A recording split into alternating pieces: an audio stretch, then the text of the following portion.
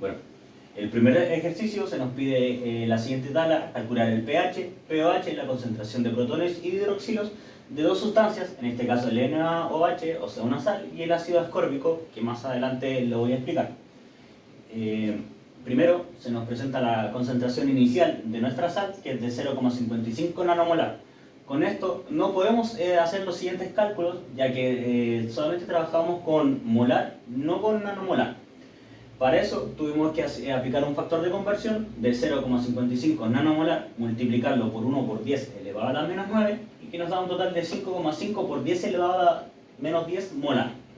Gracias a eso encontramos la concentración de hidroxilo, que es de 5,5 por 10 elevado a la menos 10. Y para sacar la concentración de protones tuvimos que aplicar el producto de concentración de protones con el de hidroxilo, que nos iba a dar la constante de ionización del agua, que es 1 por 10 elevado a la menos 14.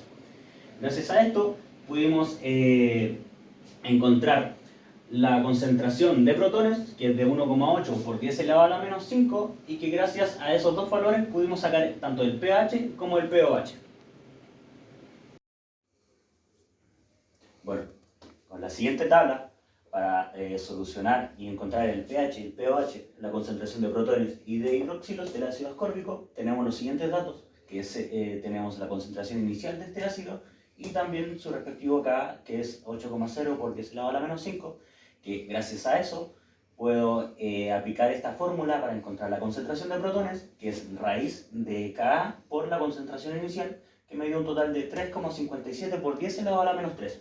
Gracias a eso, ahora puedo calcular el pH, que es menos log de la concentración de protones, que me dio un total de 2,44, y que gracias a eso puedo encontrar el pOH, que es 14 menos el pH en este caso, porque es una ecuación que tuve que pasar el pH restándole al 14, que me dio un total de 11,56. Y gracias a eso pude encontrar la concentración de hidroxilos, que es aplicar antilogaritmo de menos pOH, que me dio un total de 2,75 por 10 elevado a la menos 12. Mi pejerrey. En el ejercicio 2 se nos presenta el siguiente enunciado. Usted cuenta con una solución tampón de ácido ascórbico y ascorbato de sodio, que es CH3COONA. Se nos presentan los datos, que la concentración del ácido ascórbico es de 0,45 molar y la de su sal es de 0,15 molar. La pregunta es la siguiente: ¿cuál es el pH de esta solución tampón? Y se nos presenta un dato adicional, que es la concentración de acidez de 8,0 por 10 elevado a la menos 5. Bueno, primero, para poder responder esta pregunta, necesitamos reunir todos los datos necesarios para saber luego qué fórmula aplicar para poder responder esta pregunta. Primero, como tenemos los datos, tenemos la concentración del ácido ascórbico, del ascorbato de sodio y la concentración de acidez del ácido ascórbico. En este caso el ácido ascórbico es de 0,45 molar, el de ascorbato de sodio es de 0,15 molar y el de su constante de acidez es de 8,0 por 10 elevado a menos 5, como lo había dicho anteriormente. ¿Qué fórmula se nos pide o qué fórmula podemos ocupar para esta pregunta? Nosotros ocupamos la de Henderson-Hasselbalch, que enuncia que el pH es igual al pKa más log de la base conjugada partido por su ácido. Primero lo primero, no tenemos el pKa, solamente tenemos la concentración de acidez, o sea su Ka. Pero sabemos la fórmula para poder sacar el pKa, que es menos log de Ka. En este caso, que nos dio un 4,09, y lo reemplazamos en el dato. Ahora, tenemos la concentración del ascorbato de sodio partido por la concentración del ácido ascórbico, que nos dio un total de 0,33, y a esto le vamos a aplicar el logaritmo, que nos da un total de menos 0,48. Una vez ya teniendo el pKa y el logaritmo de la base conjugada por su ácido, hacemos la operación respectiva, que nos da un 3,61, que ese es el pH de esta solución tampón. Bueno, para responder la pregunta 2 del enunciado 2, ¿cuál es el valor de su pKb, Kb del ácido y su régimen amortiguador? teníamos como único dato el valor de K, que es de 8,0 por 10 elevado a la menos 5, que gracias a eso pude hacer la ecuación del pK, que es menos log de K, que me dio un total de 4,09, que gracias a eso pude identificar la región amortiguador del pK, que es de 4,09 más menos 1, que me dio un total de 5,09 y 3,09. Bueno, para sacar el pKb tuve que aplicar la fórmula de pKb más pK, que es igual a 14. Como yo no tengo el pKb, pero sí tengo el pK, tuve que aplicar una ecuación que sería restar al 14 4,09, que me dio un total de 9,91. Y para sacar el KB fue aplicarle antilog al pKb, y como ya tuve el pKb, tuve que aplicar 10 elevado a menos 9,91, que me dio un total de 1,23 por 10 elevado a menos 10. Ya, muchacho. Bueno, aprovechando de que ya respondimos la A, vamos a responder la C, que es el siguiente enunciado, que dice así. Si usted desea amortiguar una muestra de jugo gástrico, ¿podría utilizar la solución preparada? Nuestra respuesta: para poder llevar a cabo, tuvimos que investigar el pH del jugo gástrico, que fue un aproximado de 1,5, y gracias a esto, también como teníamos el pK, que fue de un 4,09, tomamos en cuenta que esta solución preparada teníamos que tener en cuenta el pK, sumarle y restarle 1, que en este caso es 5,09 y 3,09. En este caso, la solución preparada no puede amortiguar el pH del jugo gástrico, ya que sobrepasa los niveles y no va a tomar en cuenta esta muestra. Ya. Bueno, ahora vamos a responder a la pregunta número 3, la cual corresponde, primero, como detalle y dato, trata sobre un estudiante de bioquímica el cual al realizar el examen reprobó, y en consecuencia de esto, al sentirse mal por todo esto, decidió ir a tomar alcohol.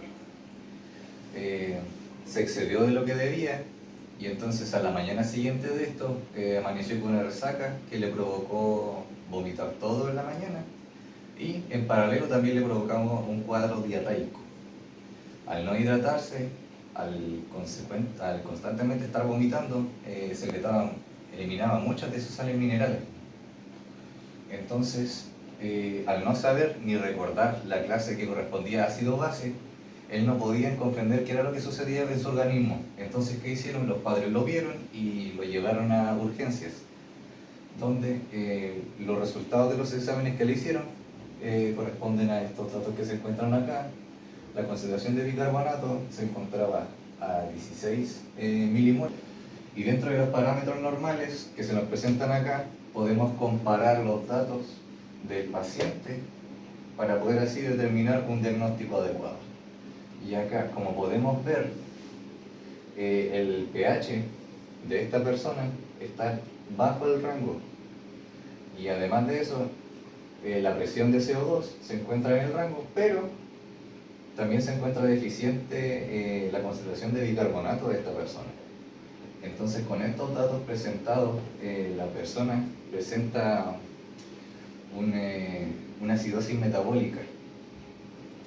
¿Y por qué? Por lo dicho anteriormente, ya que se produce generalmente a la disminución de su pH, y a su vez, debido también claramente por la deficiencia de bicarbonato que presenta nuestra persona.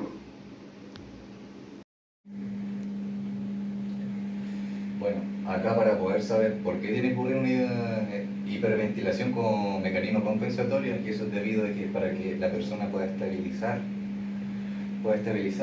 lo que tiene que ocurrir es una disminución de su presión del CO2, para que así puedan aumentar tanto su pH como su concentración de bicarbonato. Ahora, para poder determinar la concentración de protones plasmáticos que tiene nuestro individuo acá, tenemos que tomar en cuenta el pH que nos dieron anteriormente y usar el antilogaritmo con nuestra calculadora. El antilogaritmo menos la cantidad de pH, que corresponde a 7,15, nos dará como resultado 7,08 por 10 elevado a la menos 5. Acá en el ejercicio número 4 se nos presentan dos reacciones que ocurren en situación estándar. tanto la fructosa como el acetil-CoA. Y acá como primera incógnita se nos presenta: indique el delta G de la formación de acetil-CoA e indique si dicha reacción ocurre o no. ¿Ya? Acá como se nos presentan las reacciones en condiciones estándar, podemos determinar si es acetil-CoA o no, gracias a la ley de energía libre de Gibbs, la cual nos dice de que si el delta G es superior a cero, no ocurre de forma espontánea. Y acá como podemos ver, es superior a cero, por lo cual no ocurre de forma espontánea. Ahora, como segunda incógnita se nos presenta que nosotros tenemos que determinar el delta G de tanto el piruvato como de la fructosa 1,6 bifosfato, y así determinar su síntesis y ver si ambas pueden ocurrir o no de forma espontánea. Y entonces, para ello, para poder calcularlo, tenemos que aplicar la fórmula de la energía libre de Gibbs estándar, la cual corresponde a delta G es igual a la constante de los gases, que es la que está acá, por la temperatura absoluta, que corresponde a los grados Kelvin, por el logaritmo natural de la constante de equilibrio. Y acá, para poder calcular el logaritmo natural de nuestra constante de equilibrio que nos dan ahí, podemos usar la calculadora. Y acá se tiene el resultado correspondiente de esos logaritmos naturales de la constante de ambas reacciones. Y entonces, una vez resueltas ambas ecuaciones, podemos concluir, teniendo en cuenta la ley de energía libre de Gibbs estándar, que si es superior a cero, no puede ocurrir al menos de forma espontánea. Y acá, como podemos ver, tanto de la fructosa 1,6 bifosfato como del piruvato no ocurren ambas de forma espontánea. Ahora, como tercera incógnita se nos presenta que debemos determinar el delta G a 37 grados sintetizada de la fructosa 1,6 bisfosfato. Y para ello tenemos que aplicar la fórmula de la energía libre y el equilibrio de la reacción, la cual corresponde a lo que vemos acá. Y debemos transformar los datos, el cual acá la energía libre estándar corresponde a menos 10,22 kilojoules partido mol, lo transformamos a joules partido mol. La temperatura absoluta, la cual corresponde a la suma de los 37 grados que se nos dieron en el enunciado, más 273, dándonos 310 grados Kelvin. Y la constante de los gases, que corresponde, como dijimos anteriormente, 8,314 joules partido mol. Y el logaritmo natural, que sacamos anteriormente, dándonos menos 0,36. Y una vez transformados todos los datos a la fórmula y resolviendo nuestra ecuación, por supuesto, nos da como resultado de que el delta G corresponde a menos 11.127,84 joules partido mol. Y debido a la ley de energía libre de Gibbs, podemos determinar de que al ser inferior a cero, sí ocurre en condiciones de 37 grados. Bueno, para responder el enunciado 5 junto a sus preguntas, tuvimos que dibujar la estructura del ácido glutámico.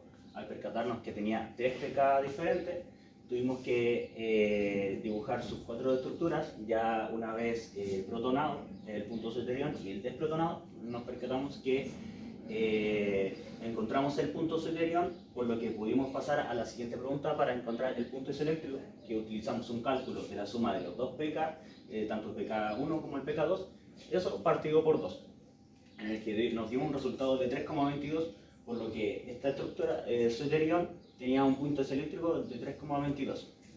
Para responder el enunciado C, al percatarnos de tener esta estructura ya desprotonada, nos fijamos que la primera con carga positiva tenía un pH 2, o sea, quiere decir que es un ácido fuerte, y la última carga con menos 2 tenía un pH 12, quiere decir que es una base, mejor dicho.